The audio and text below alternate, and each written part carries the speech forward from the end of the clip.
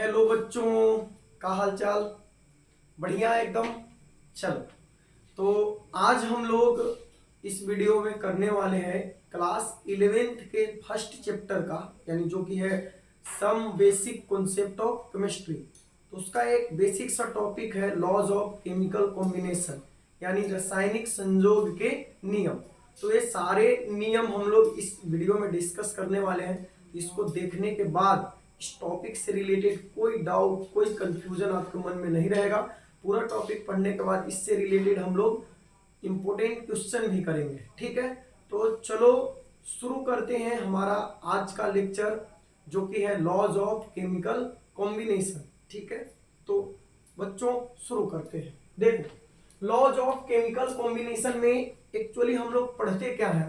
तो देखो, कोई भी दो सब्सटेंस जब आपस में रिएक्ट करता है तो एक, दो या दो से अधिक कंपाउंड का निर्माण करता है, ठीक है।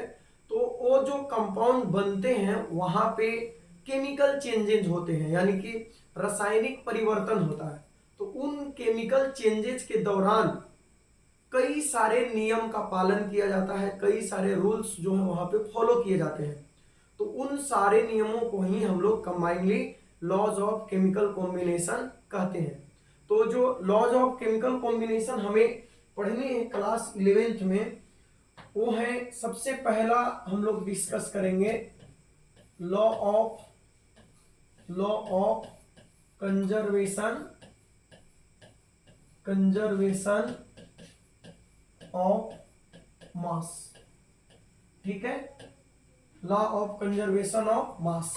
सेकेंड लॉ जो हम लोग को पढ़ना है वो है लॉ ऑफ डिफिनिट प्रोपोर्शन,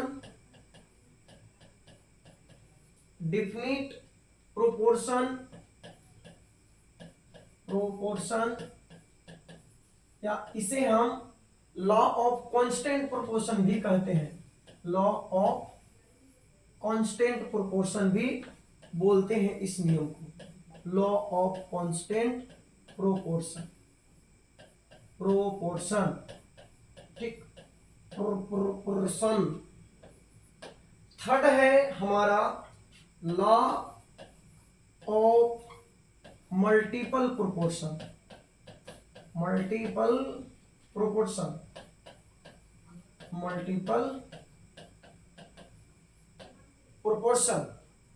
और next one is law of reciprocal proportion. ठीक दिख रहा है ना? वीडियो वगैरह सब कुछ एकदम क्लियर है? मैं स्मार्ट लग रहा हूं? ठीक। 5 और लास्ट है लॉ ऑफ गैसियस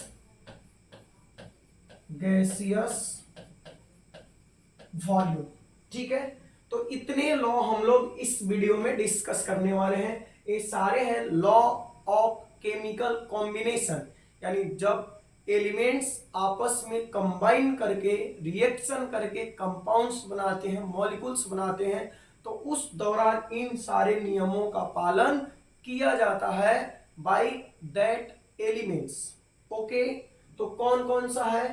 फर्स्ट है law of conservation of mass, दूसरा है लॉ ऑफ डिफिनिट प्रोपोर्शन और law of constant proportion, third है law of multiple proportion, fourth है law of reciprocal proportion and fifth है law of gaseous volume.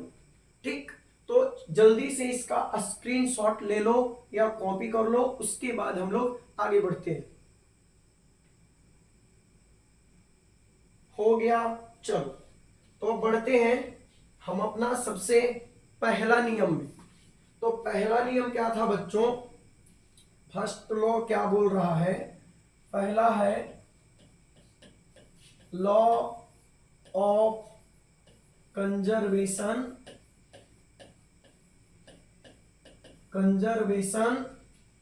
Of mass, law of conservation of मास। इसे हिंदी में द्रव्यमान संरक्षण का नियम कहते हैं, ठीक है। तो ये नियम तो पहले ध्यान रखना कि ये जो नियम था given by papa of chemistry, father of chemistry, Lavoisier, Antoine Lavoisier in 1774, यानी 1774 ईस्वी में लेवोजियर के द्वारा ये नियम पहली बार प्रोपोज्ड किया गया था। ठीक है, और ये नियम कहता क्या है इसका स्टेटमेंट अभी जानते हैं। देखो, this law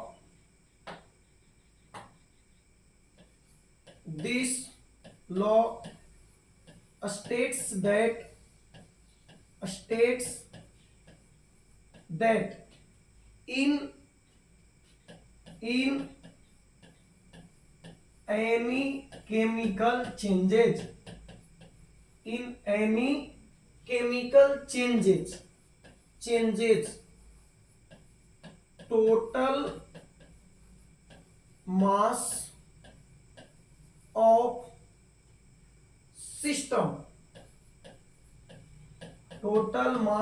system always remain constant,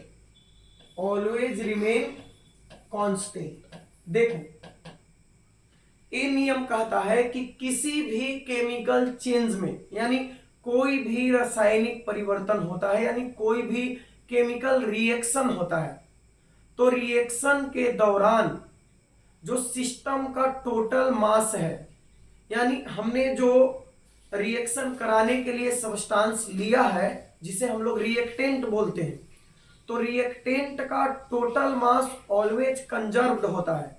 मतलब रिएक्शन के बाद जो हमें प्रोडक्ट प्राप्त होता है उसका मास और रिएक्शन के पहले हमने जो रिएक्टेंट लिया उसका मास दोनों हमेशा इक्वल होता है, उसमें कोई परिवर्तन नहीं होता। ठीक है, तो यह नियम कहता है इन एनी केमिकल चेंजेस, किसी प्रकार के रासायनिक परिवर्तन में total mass of system always remain constant, यानी हमने जो सिस्टम का मास लिया है उसमें कोई परिवर्तन नहीं होता। ठीक है, तो in other words we can also say that, कि हम इसे दूसरे शब्दों में इस प्रकार भी कह सकते हैं कि in any chemical reaction mass of reactant always become equal to mass of product. ठीक है, या फिर आप इसे इस तरीके से भी बोल सकते हो कि in any chemical changes mass can neither be created NOR be destroyed. मतलब किसी केमिकल रिएक्शन में सिर्फ कंपाउंड का या सब्सटेंस का या एलिमेंट का फॉर्म चेंज होता है, उसका प्रॉपर्टी चेंज हो सकता है, बट उसके मास में कोई चेंज नहीं होता है। अर्थात रिएक्शन के दौरान न तो हम नया द्रव्यमान निर्माण कर सकते हैं और न जो पहले से मास प्रेजेंट है उसको हम खत्म कर सकते हैं। Overall mass can neither be created nor be destroyed. Are you understand? तो चलो, इन अदर वर्ड्स इसे हम और क्या कह सकते हैं, इन any chemical changes mass can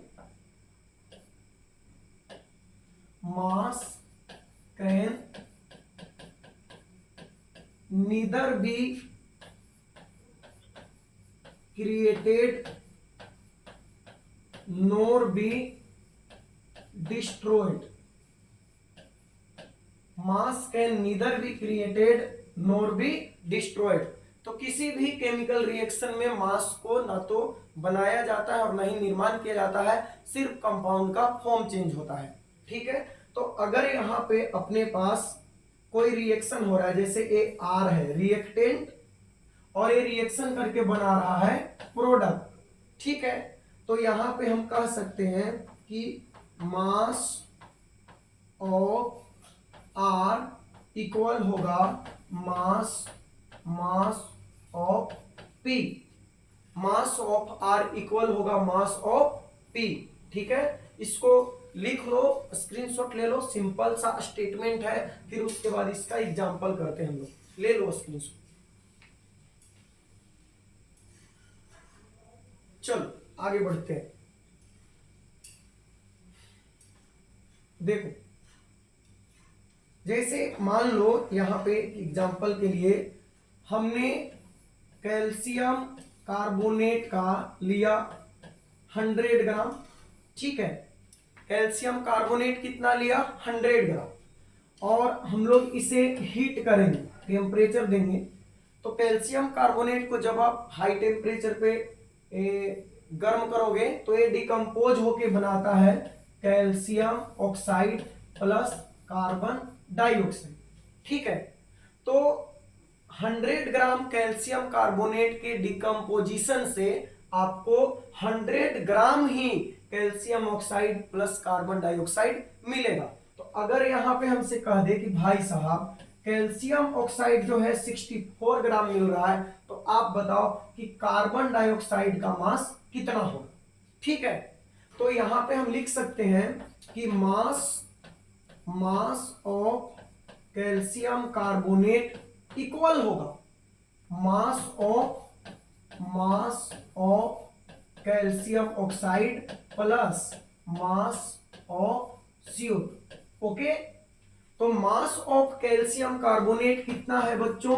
100 ग्राम। और मास ऑफ कैल्शियम ऑक्साइड कितना है? 64 ग्राम।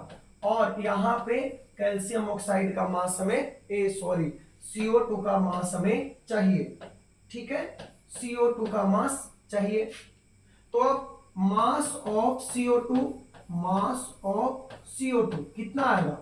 तो यहां पे है 100 ग्राम, इधर 100 ग्राम और इधर से लाओ 64 ग्राम, कितना हो जाएगा? बोलो कितना हो जाएगा? तो ये हो जाएगा 36 ग्राम। ठीक है, तो इस तरीके से आप लॉ ऑफ कंजर्वेशन ऑफ मास का इंप्लीमेंट कर सकते हो, रिएक्शन में लगा सकते हो। ठीक है, हमेशा रिएक्टेंट का मास इक्वल होता है किसके? प्रोडक्ट के मास के। ठीक है, अच्छा, एक जगह पे लॉ ऑफ कंजर्वेशन ऑफ मास काम नहीं करता है, वो है न्यूक्लियर रिएक्शन। ठीक है, न्यूक्लियर रिएक्शन जो होते हैं, ठीक है, परमाणविक अभिक्रिया या नाभिकीय अभिक्रिया। तो नाभिकीय अभिक्रिया में क्या होता है कि वहां पे मास डिस्ट्रॉय होता है, यानी एक एटम का न्यूक्लियस दूसरे एटम के न्यूक्लियस में चेंज होता है और कुछ मास का लॉस होता है। और वो जो मास का लॉस होता है वो आपके एनर्जी में कन्वर्ट हो जाता है।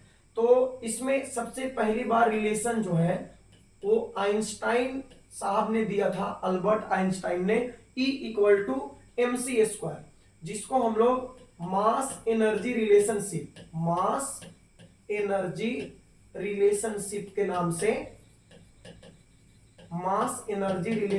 के नाम से जानते हैं। जहां पे E आप समझ रहे हो एनर्जी है, M मास है और C है आपका speed of light. Okay, speed of light कितना होता है? 3 × 10⁸ मीटर पर सेकेंड। तो ये स्पीड ऑफ लाइट होता है। तो यहां पे न्यूक्लियर रिएक्शन में कुछ मास लॉस होता है और वो जो मास लॉस होता है वो फाइनली किस में कन्वर्ट हो जाता है? एनर्जी में कन्वर्ट हो जाता है। तो यहां पे जो है वो law of conservation of mass applicable नहीं होता है। बाकी सब जगह आपका जितना रिएक्टेंट का मास होगा उतना प्रोडक्ट का मास मिलेगा। ओके, चलो, तो ये था लॉ ऑफ कंजर्वेशन ऑफ मास। अच्छा, इसके अगर हम वेरिफिकेशन की बात करें तो देखो दिया गया किसके द्वारा? गिवेन बाय, यानी ये जो नियम है वो दिया गया किसके द्वारा? लेवोजियर के द्वारा। ठीक है, लेवोजियर के द्वारा। बट इसका वेरिफिकेशन भी हुआ था, वेरीफाइड बाय एक साइंटिस्ट थे लैंडोल्ट। क्या नाम था इनका? लैंडोल्ट नाम था। तो इन्होंने कहा कि भाई आप ऐसे कैसे कह सकते हो कि जो रिएक्टेंट का मास है वो प्रोडक्ट के मास के बराबर होता है। हम जांच करेंगे भाई, आपकी कहना हम ऐसे क्यों मान लें, हम पहले जांच करेंगे। तो इन्होंने क्या करा कि एक एक्सपेरिमेंट करा, इन्होंने एच शेप का एक ग्लास ट्यूब लिया, एच शेप का, एच शेप मतलब देखो कुछ इस तरीके का बनाते हैं इसको हम। बचपन में आपने बहुत इस तरीके का कलाकारी किया होगा। इस तरीके का इन्होंने एक ट्यूब लिया, बट ये जो ट्यूब था ना नीचे से इस तरीके का नहीं था, ये नीचे से कुछ इसको बड़ा बनाया गया था।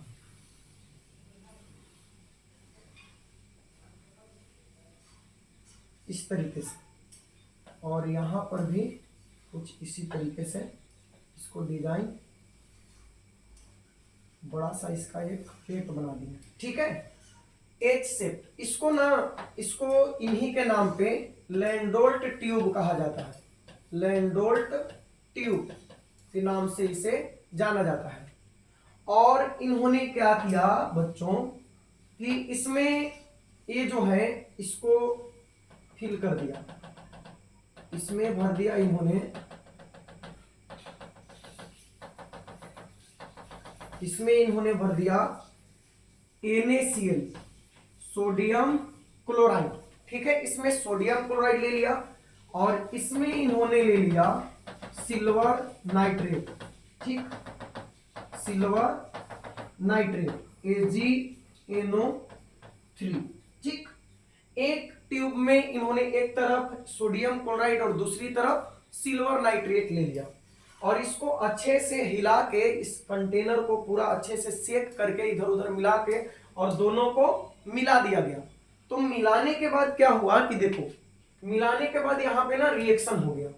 तो यहाँ जो NaCl था, NaCl सिल्वर नाइट्रेट के साथ रिएक्शन कर लिया, और रिएक्शन करने के बाद बताओ, आपको तो पता है सिल्वर सोडियम जो है सिल्वर से ज्यादा रिएक्टिव है, तो क्या होने वाला है यहाँ पे सिल्वर को डिस्प्लेस करके और सोडियम जो है वो सोडियम नाइट्रेट बना लेता है, NaNO3 प्लस प्लस यहाँ पे बन जाता है AgCl, silver chloride, NaNO3 plus AgCl।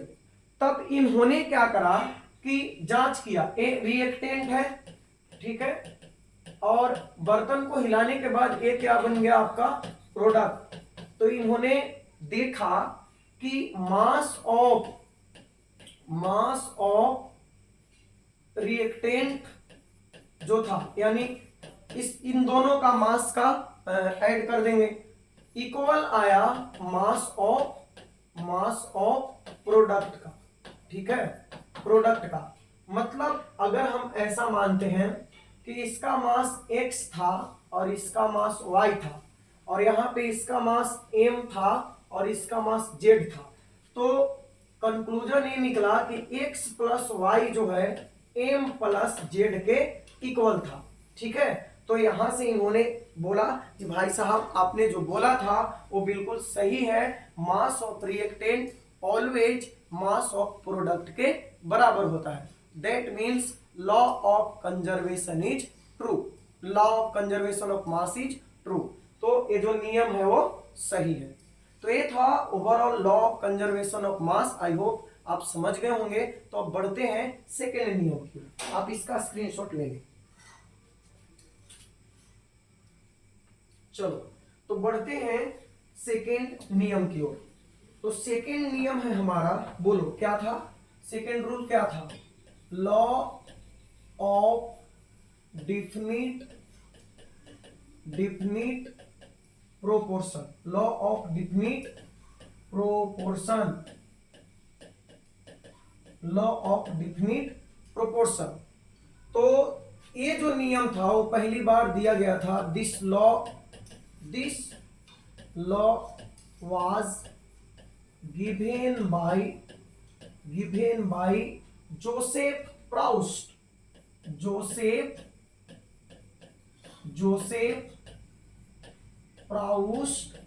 in 1799।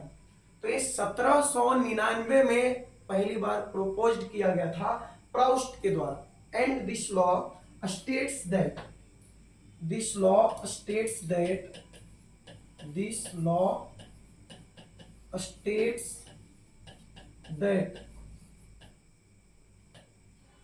That बहुत देर काहे ना? तो कोई दिक्कत नहीं, सी सी करेगा तो हम अपन चुप हो जाएगा। अभी तो एगो नियम हुआ है 5 को उठाना।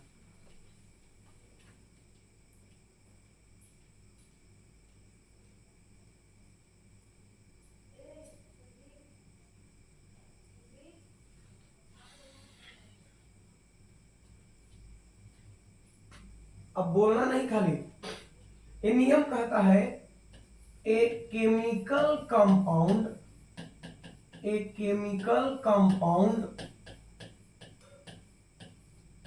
always contains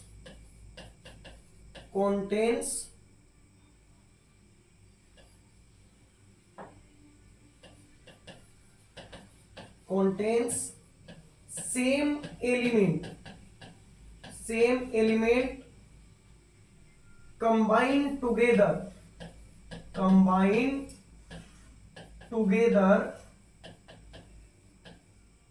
in fixed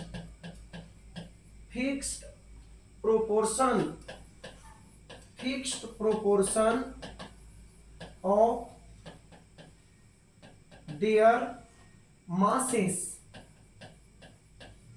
and it does not depend on the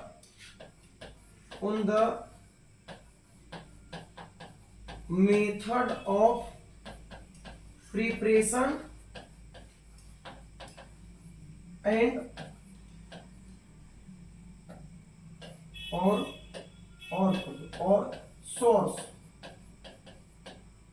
source. ठीक है, तो स्टेटमेंट समझते हैं पहले। यह नियम कहता है कि एक chemical compound always contains same element combined together in fixed proportion of their masses, and it does not depend on the method of preparation or the source from the compound is obtained। मतलब देखो, कोई एक compound है, जैसे अपने पास water है, ठीक, तो वाटर को चाहे आप किसी भी मेथड से बनाओ या कहीं से भी प्राप्त करो, आप रिवर से वाटर प्राप्त कर लो, नदी से, आप कुएं से प्राप्त कर लो, आप वर्षा से वाटर प्राप्त कर लो, आप समुद्र का जल ले आओ, कहीं से भी वाटर लाओ, उसमें हमेशा सेम एलिमेंट होंगे। यानी वाटर कहीं का भी हो, उसमें हमेशा हाइड्रोजन और ऑक्सीजन ही होंगे। एंड उनका जो मास होगा, यानी हाइड्रोजन और ऑक्सीजन का जो मास होगा, वो हमेशा फिक्स्ड होगा। ठीक है, यानी जितना हाइड्रोजन और ऑक्सीजन के मास का रेशियो रिवर के वाटर में होगा, उतना ही रेन वाटर में होगा, यानी वर्षा के जल में होगा। ठीक है, तो एक कंपाउंड में हमेशा एक ही प्रकार के एलिमेंट होते हैं और उनका मास का रेशियो फिक्स्ड होता है। और ये जो कंपाउंड है, ये जो रेशियो है, ये जो कंपाउंड में एलिमेंट है, वो उसके मेथड ऑफ प्रिपरेशन यानी बनाने की विधि, या फिर जहां से वो प्राप्त हुआ है, ओरिजिन ऑफ सोर्स, उस पर भी डिपेंड नहीं करता है। ठीक है, तो ये है लॉ ऑफ डेफिनिट प्रोपोर्शन। ठीक, तो जैसे एग्जाम्पल की अगर हम बात करें तो देखो, एक एग्जाम्पल लेते हैं। Example, carbon dioxide can be obtained by. हम कार्बन डाइऑक्साइड को कई प्रकार से प्राप्त करते हैं, जैसे अभी एक एग्जांपल दिए थे, बाय हीटिंग कैल्शियम कार्बोनेट। ठीक है, कैल्शियम कार्बोनेट को हीट करके हम कार्बन डाइऑक्साइड प्राप्त कर सकते हैं। दूसरा, by heating sodium bicarbonate NaHCO3, sodium bicarbonate को हीट करने से हमें CO2 मिलता है। By burning carbon in oxygen, यानी कार्बन को ऑक्सीजन के साथ जलाएंगे तो भी कार्बन डाइऑक्साइड मिलेगा। ऐसे कई सारे तरीके हैं जिसके द्वारा हम कार्बन डाइऑक्साइड प्राप्त कर सकते हैं। लेकिन ध्यान रहे कि चाहे आप CO2 किसी भी मेथड से प्राप्त करो, इसमें ऑलवेज दो ही एलिमेंट होगा, कार्बन एंड ऑक्सीजन। ठीक है, और इनका जो मास का रेशियो होगा, ratio of their masses always होगा 3:8, यानी 3:8 होगा। कैसे, देखो कार्बन डाइऑक्साइड में कार्बन एक है, एक एलिमेंट, तो 12 ग्राम हो जाएगा, और ऑक्सीजन के कितने एटम है, 2 एटम है, तो 2 × 16 ग्राम हो जाएगा। तो ये हो गया 12 ग्राम और ये हो गया 32 ग्राम। तो 4 बार में कटेगा ना 3 से, तो 3, अब इससे ये 4 बार में कटेगा 8 से, तो 3:8 हो गया। तो कार्बन डाइऑक्साइड को चाहे आप किसी भी मेथड से प्राप्त करो, उसमें हमेशा कार्बन एंड ऑक्सीजन ही होगा, और उनका मास का रेशियो हमेशा 3:8 होगा। यही है लॉ ऑफ कांस्टेंट प्रोपोर्शन या law of definite proportion. Copy कर लो इसको, फिर उसके बाद नेक्स्ट रूल में बढ़ते हैं। तो नेक्स्ट रूल की ओर बढ़ते हैं। देखो, थर्ड रूल था हमारा, बोलो भाई क्या है?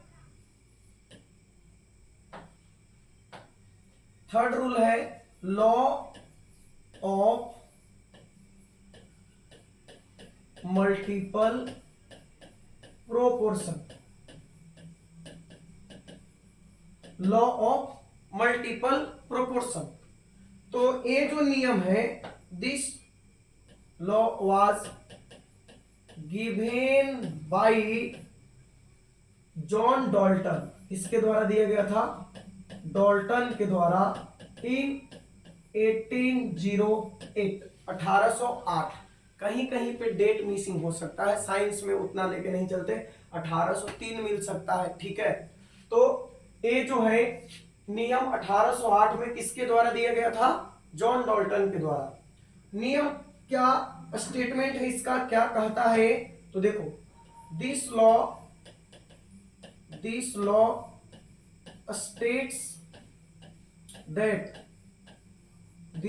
states that when two elements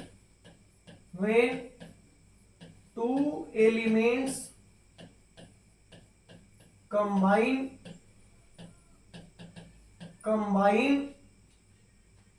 to form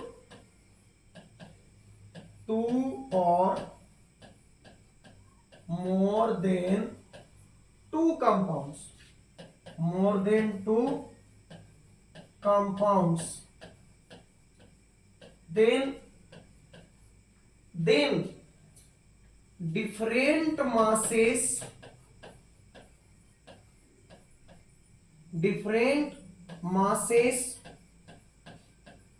of one element which combine with fixed mass of other element where simple ratio to each other। ठीक है, ये है इसका स्टेटमेंट। अब इसको ध्यान से समझते हैं। देखो, यह नियम कहता है कि जब दो एलिमेंट, अपने पास कितने एलिमेंट हैं? दो एलिमेंट, ए और बी, तो दो एलिमेंट आपस में कंबाइन करेंगे और दो या दो से ज्यादा कंपाउंड का निर्माण करेंगे। दो एलिमेंट हैं ए एंड बी, आपस में कंबाइन करेंगे, रिएक्ट करेंगे और दो या दो से ज्यादा कंपाउंड का निर्माण करेंगे।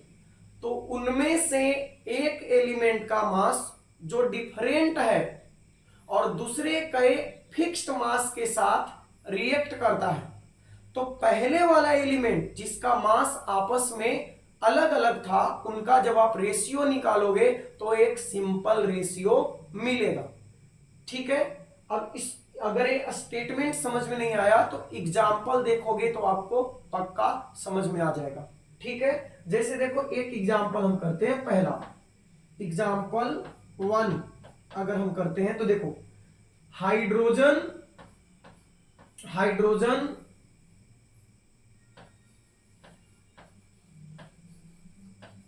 Plus oxygen. ठीक, हाइड्रोजन और ऑक्सीजन आपस में कंबाइन करते हैं तो ये दो कंपाउंड बना सकते हैं। पहला तो आप सब जानते हो H2O, जिसको हम लोग वाटर बोलते हैं। ठीक है। और दूसरा ये बना सकता है H2O2, जिसे हम हाइड्रोजन पर ऑक्साइड बोलते हैं। हाइड्रोजन पर ऑक्साइड। ठीक, हाइड्रोजन पर ऑक्साइड। तो इसमें आप बताओ मुझे कि जो पहला वाला कंपाउंड बना है, इसमें मास ऑफ हाइड्रोजन कितना है? तो हाइड्रोजन के दो एटम है, एक हाइड्रोजन का एटॉमिक मास 1 लेते हैं तो दो हाइड्रोजन का कितना हो गया? 2। फिर उसके बाद बताओ मास ऑफ ऑक्सीजन कितना है? तो एक ऑक्सीजन है तो इसका मास होगा 16 ग्राम। ठीक है, तो 16 होगा। उसके बाद इसमें आ जाओ, इसमें देखो मास ऑफ हाइड्रोजन कितना है? तो 2 है। और मास ऑफ ऑक्सीजन कितना है? तो दो ऑक्सीजन है तो 2 इंटू 16 होगा, 32 होगा। तो आप देख रहे हो कि दोनों कंपाउंड में एक एलिमेंट का मास फिक्स है, ठीक है, कांस्टेंट है, और दूसरे एलिमेंट का मास अलग अलग है। तो ये नियम कहता है कि जो दूसरा वाला एलिमेंट है जिसका मास अलग अलग है, या फिर मान लो कि वही पहला एलिमेंट है जो दूसरे के फिक्स्ड मास के साथ रिएक्ट कर रहा है, तो ये जो पहला वाला एलिमेंट जिसका मास अलग अलग है उसका रेशियो फाइंड करोगे तो एक सिंपल रेशियो मिलेगा। जैसे ratio of masses of oxygen in both compound, जो दो कंपाउंड बना तो इसमें रेशियो क्या होगा? तो आप देखोगे 16 रेशियो 32, 1 रेशियो 2 आएगा, जो कि एक सिंपल रेशियो है। ठीक है, साधारण सा अनुपात है, छोटा सा अनुपात है, तो सिंपल रेशियो। यही कहता है लॉ ऑफ मल्टीपल प्रोपोर्शन कि जब दो एलिमेंट आपस में कंबाइन करेंगे, दो या दो से ज्यादा कंपाउंड बनाएंगे, तो एक एलिमेंट का डिफरेंट मास जो दूसरे के फिक्स्ड मास के साथ कंबाइन होता है वो आपस में सिंपल रेशियो में होता है। क्लियर है? एक और एग्जांपल करते हैं, इसका स्क्रीनशॉट ले लो पहले। चलो एक और एग्जांपल देखते हैं इसमें। देखो जैसे कार्बन और ऑक्सीजन आपस में रिएक्ट करता है तो दो कंपाउंड बनाता है। ठीक है, एक कार्बन मोनोऑक्साइड और दूसरा कार्बन डाइऑक्साइड।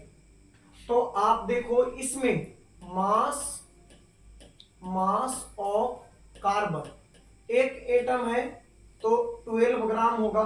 ठीक है, उसके बाद अगर आप देखते हो मास ऑफ ऑक्सीजन तो कितना होगा? 16 ग्राम होगा। अब इसमें कार्बन डाइऑक्साइड में मास ऑफ कार्बन कितना होगा? 12 ग्राम, एक ही एटम है, बट मास ऑफ ऑक्सीजन 32 ग्राम होगा। ठीक, तो different ratio of ratio of masses of oxygen which react with fixed mass of carbon.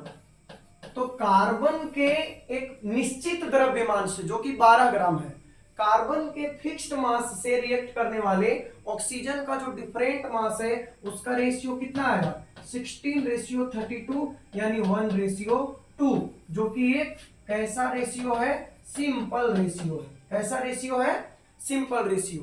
तो यही है law of multiple proportion. Clear. चलो एक और छोटा सा एग्जांपल कर लेते हैं। Nitrogen can form 5 stable oxide, 5 प्रकार के ऑक्साइड का निर्माण करता है। कौन? नाइट्रोजन।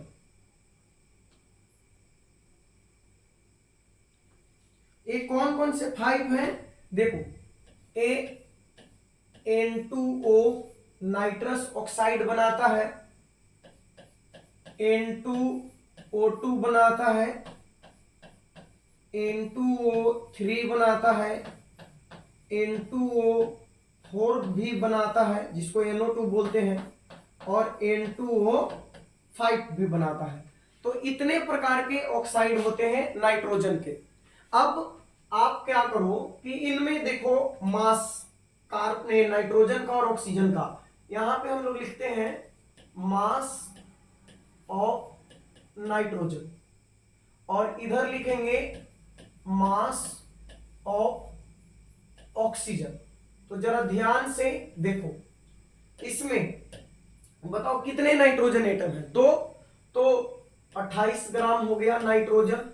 ठीक है, इसमें भी 2 नाइट्रोजन है तो 14 दूनी 28 ग्राम, इसमें 2 नाइट्रोजन 28 ग्राम, इसमें भी 28 ग्राम, इसमें भी 28 ग्राम, यानी इन सारे कंपाउंड्स में नाइट्रोजन 28 ग्राम है, यानी फिक्स्ड मास है इसका।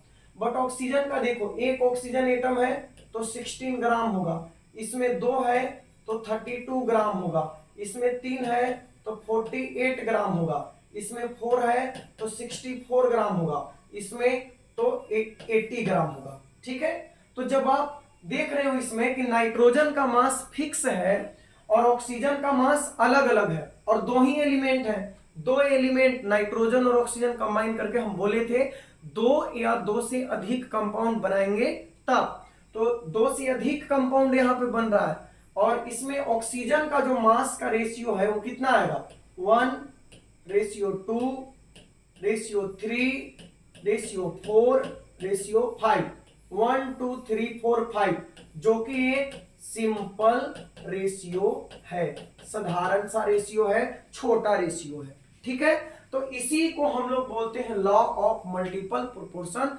किसके द्वारा दिया गया था? डाल्टन के द्वारा। क्या कहता है कि जब 2 एलिमेंट के अलग 2 एलिमेंट कंबाइन करके कंपाउंड बनाएंगे, 2 या 2 से ज्यादा, तो एक एलिमेंट का अलग अलग मास जो दूसरे के फिक्स्ड मास के साथ, देखो एक का अलग अलग मास है, दूसरे का फिक्स्ड मास है, कंबाइन करेंगे तो ये जो ए मास है वो आपस में सिंपल रेशियो में होगा। This is law of multiple proportion. Clear? तो स्क्रीनशॉट ले लो, आगे बढ़ते हैं।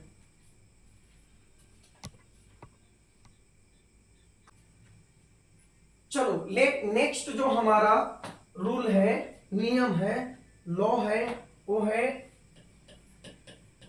Law of reciprocal proportion. Law of reciprocal proportion. ठीक है, और ये नियम जो है दिया गया था गिवेन बाई रीचर इन 1792। तो 1792 ईस्वी में रीचर नाम के साइंटिस्ट के द्वारा ये नियम दिया गया था। This law states that, statement क्या है इसका, This law states that if two elements, two different elements, if two different elements combine separately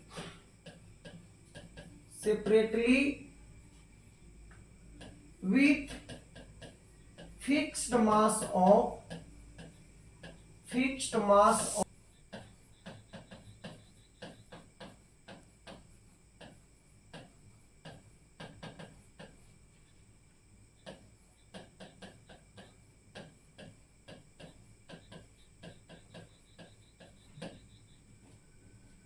देखो, तो लॉ ऑफ रेसिप्रोकल प्रोपोर्शन क्या कहता है, ध्यान से सुनना, और मुझे पूरा भरोसा है कि इसको ध्यान से सुनने के बाद आपको कुछ समझ में नहीं आएगा, मतलब इसका जब हम एग्जाम्पल करेंगे तब समझ में आएगा, ठीक है। स्टेटमेंट थोड़ा लेंदी है, तो देखो ध्यान से।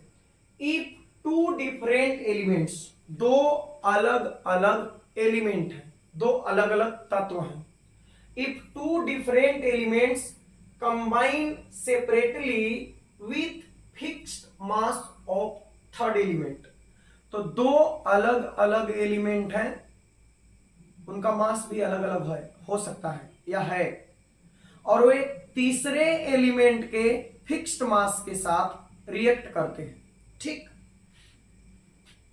Third element, the ratio of the masses in which they do so are either the same as or a simple multiple of the ratio of the masses in which they combine with each other। समझा? नहीं समझा? चलो फिर से समझते हैं। दो element है A एंड B, इनका मास अलग अलग है। एक तीसरा एलिमेंट है C का फिक्स मास के साथ A रिएक्ट करता है और B भी रिएक्ट करता है, तो AB बना और AC बना और BC बना, ठीक है। AC के साथ रिएक्ट करके AC बनाया, BC के साथ रिएक्ट करके BC बनाया, ठीक है। तो AC और BC में C का मास तो फिक्स है, क्योंकि पहले ही बोल दिया गया है कि तीसरा एलिमेंट का मास फिक्स है, तो उसमें आप A और B के मास का रेशियो फाइंड करो, किसमें, AC और BC में। फिर उसके बाद A और B आपस में कंबाइन करेंगे, अब वो C के साथ कंबाइन नहीं करेंगे, आपस में इनका टोका फंस गया, ठीक है। तो आपस में रिएक्ट करके AB बना लिए, और AB में आप A और B के मास का रेशियो फाइंड करो, और ऐसा पॉसिबिलिटी है कि AB में A और B के मास का रेशियो और AC और BC में जो A और B के मास का रेशियो है, या तो आपस में इक्वल होगा या वो एक दूसरे का सिंपल मल्टीपल होगा, ठीक है। नहीं समझे? अच्छा, इसके बाद भी अगर नहीं समझे तो अब एग्जाम्पल से समझो, ठीक है। एग्जाम्पल करते हैं तो जरूर समझ में आएगा। देखो, और कई एग्जाम्पल करेंगे हम लोग, यहां पे भी आपको सिखा के ही छोड़ेंगे, टेंशन नहीं लेने का। देखो, A और B, ठीक है, A और B दो एलिमेंट है अपने पास, ठीक। मान लो A का आपके पास दिया गया x ग्राम और B का y ग्राम, और A रिएक्ट करेंगे C के साथ, ठीक।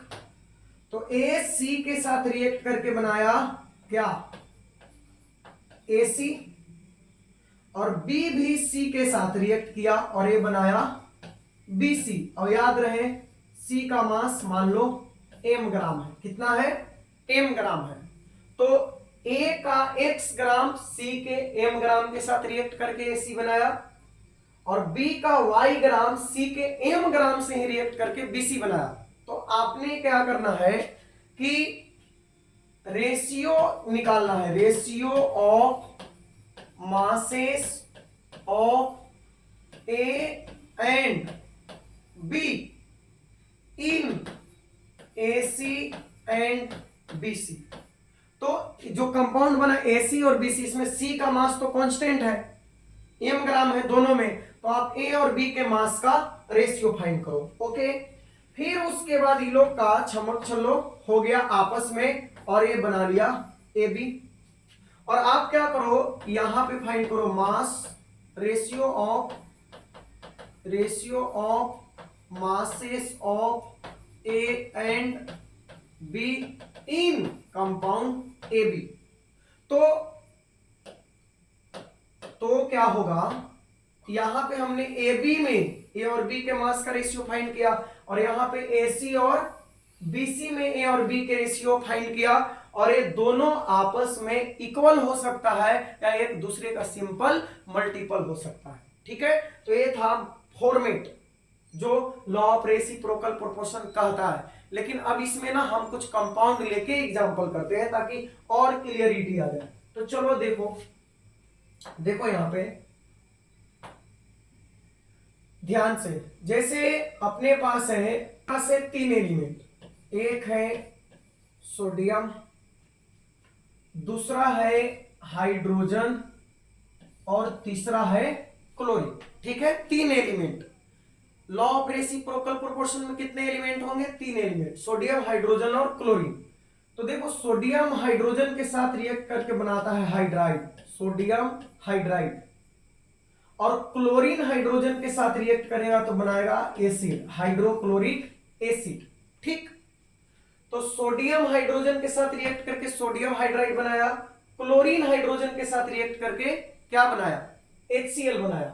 अब इन दोनों में आप पहले देख लो, इसमें आप देख लो यहां पे कि मास ऑफ हाइड्रोजन कितना है, मास ऑफ हाइड्रोजन बताओ। तो एक हाइड्रोजन है तो 1 ग्राम मानेंगे या 1 मानेंगे, अगर एटॉमिक मास यूनिट में लोगे तो 1, और पूरा अगर मोल का मानते हैं तो 1 ग्राम, तो 1 ग्राम है। ठीक, इसमें देखो, इसमें भी आप बताओ मास ऑफ हाइड्रोजन कितना है, मास ऑफ हाइड्रोजन कितना है, तो यहां भी 1 ही ग्राम होगा क्योंकि एक हाइड्रोजन है। ठीक, क्लियर है। अब सोडियम और क्लोरीन आपस में रिएक्ट करके बना लिया NaCl। ठीक है, NaCl। ठीक, तो यही है, A और B आपस में रिएक्ट करके AB बनाया, और A C के साथ रिएक्ट करके AC बनाया, और B C के साथ रिएक्ट करके BC बनाया। यही फॉर्मेट था।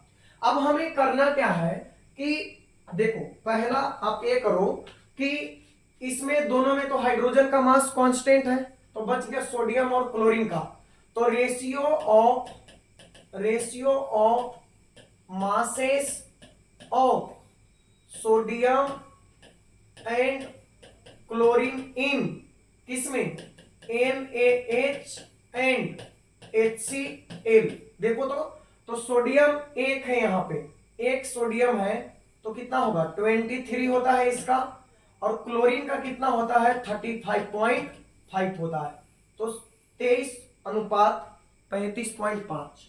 अभी NaCl में आप, इसमें आप सोडियम और क्लोरीन के मास का रेशियो फाइंड करो, तो एक है तो 23 होगा और दूसरा एक है तो 35.5 होगा। तो हम क्या बोले थे कि दोनों में जो दूसरा एलिमेंट है जिसका मास अलग अलग था उसका रेशियो या तो सेम आ जाएगा, जैसे उसमें भी 23.35.5 और इसमें भी वही आया, तो यही है लॉ ऑफ रेसिप्रोकल प्रोपोर्शन। ठीक है, चलो इसको कॉपी कर लो, एक और एग्जांपल देते हैं तो थोड़ा सा और क्लियर हो जाएगा। जल्दी से स्क्रीनशॉट ले लो। ठीक, ठीक है, चलो देखो जैसे अपने पास 3 एलिमेंट है, एक है हाइड्रोजन, दूसरा है कार्बन और तीसरा है ऑक्सीजन। तो हाइड्रोजन कार्बन के साथ रिएक्ट करके बनाया CH4, और ऑक्सीजन कार्बन के साथ रिएक्ट करके बनाया CO2, और फिर उसके बाद हाइड्रोजन और ऑक्सीजन भी आपस में रिएक्ट करके बना लिया H2O। तो आप इसमें देखो कार्बन कितना है, इसमें कार्बन कितना है 12 ग्राम, एक ही एटम है कार्बन का। फिर इसमें भी देखो कार्बन कितना है 12 ग्राम। ठीक, तो एक एलिमेंट का मास तो फिक्स हो गया, तो जो दूसरा एलिमेंट है उनका मास का रेशियो फाइंड करो। तो आप क्या करोगे, ratio of masses of hydrogen and oxygen in CH4 and CO2। तो CH4 और CO2 में इनका मास का रेशियो फाइंड करो। तो हाइड्रोजन कितना है, 4 हाइड्रोजन है, 4 हाइड्रोजन, और यहां पे ऑक्सीजन कितना है, 2 ऑक्सीजन है। ठीक है, 2 ऑक्सीजन है। तो 4 इंटू हाइड्रोजन का 1, 2 इंटू ऑक्सीजन का 16, तो कितना आएगा, 1:8 आएगा। कितना आएगा, 1:8। अब इसमें आप हाइड्रोजन और ऑक्सीजन के मास का रेशियो फाइंड करो। तो 2 इंटू हाइड्रोजन का 1 रेशियो ऑक्सीजन का 16, यहां भी आ गया 1:8। तो इस तरह से आप देख रहे हो कि दोनों जगह पे हाइड्रोजन और ऑक्सीजन के मास का रेशियो 1:8 है, यानी इसे हम कहेंगे लॉ ऑफ रेसिप्रोकल प्रोपोर्शन। ठीक है, तो ये था fourth law of reciprocal proportion. अब जो लास्ट नियम बचा हुआ है उसको हम लोग डिस्कस करते हैं। इसका स्क्रीनशॉट ले लो। देखो, तो नेक्स्ट रूल है हमारा, बहुत ही सिंपल सा रूल है, fifth law of gaseous volume. Law of gaseous volume, तो ये लॉ दिया गया था गिवेन बाय गै-लुसेक। किसके द्वारा, गै-लुसेक के द्वारा दिया गया था इन 1808। ठीक है, मतलब डाल्टन के समकालीन थे, गै-लुसेक के द्वारा 1808 में। और ये नियम कहता है अकॉर्डिंग टू दिस लॉ, चलो वैसे ही लिखते हैं ना, this law states that gases react in simple ratio of their volume। Simple ratio of their volume, यानी जो गैस है अपने वॉल्यूम के सिंपल रेशियो में रिएक्ट करते हैं। And if product is also gas then product is also bear simple ratio, यानी जो गैस है, अलग अलग गैस है, वो अपने वॉल्यूम के सरल अनुपात में सिंपल रेशियो में रिएक्ट करते हैं। और अगर प्रोडक्ट भी गैस है तो वो भी रिएक्टेंट के साथ सिंपल रेशियो बनाता है। ठीक है, बहुत सिंपल सा इसका कॉन्सेप्ट है। जैसे अपने पास है hydrogen gas H2 gas plus Cl2 gas, और ये रिएक्ट करके बनाता है 2HCl गैस। ठीक है, तो यहाँ पे HCl लिक्विड भी होता है, गैस के फॉर्म में अभी हम यहाँ पे रखे हैं। तो देखो यहाँ जो कोफिशिएंट है ना, ये गैस के वॉल्यूम को रिप्रेजेंट करता है। ये जो यहाँ पे बगल वाली नंबर है, संख्या, वो क्या करता है, गैस के वॉल्यूम को बता देते हैं। यहाँ पे तो कोई है नहीं, मतलब यहाँ पे 1 वॉल्यूम है, यहाँ भी कोफिशिएंट 1 है तो 1 वॉल्यूम है। ठीक है, और यहाँ पे 2 है तो ये कितना है, 2 वॉल्यूम है। तो रेशियो क्या होगा, 1:1:2, जो कि एक सिंपल रेशियो है। उसी तरह से जैसे N2 गैस है प्लस H2 गैस के साथ रिएक्ट करके अमोनिया गैस बनाता है, बैलेंस करके लिख रहे हैं अमोनिया गैस। तो यहाँ पे आप देखो इसका 1 वॉल्यूम है, कोफिशिएंट यहाँ पे कुछ नहीं तो 1 वॉल्यूम, यहाँ पे 3 वॉल्यूम है, और यहाँ पे कितना बन रहा है, 2 वॉल्यूम। तो टोटल रिएक्टेंट और प्रोडक्ट के वॉल्यूम का रेशियो कितना है, 1:3:2, जो कि एक कैसा है, सिंपल रेशियो है। तो बस यही है गै-लुसेक के गैसियस वॉल्यूम का नियम।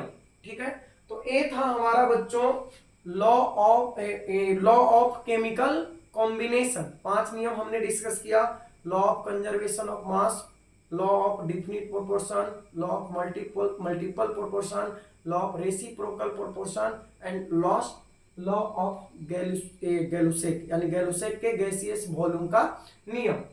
तो ए हमारा था लॉ ऑफ केमिकल कॉम्बिनेशन जिसे हमने डिस्कस करा।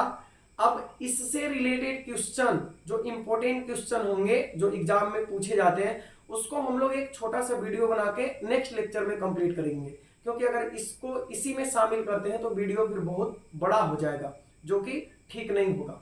तो मिलते हैं बच्चों नेक्स्ट वीडियो में। Thanks for watching, bye bye.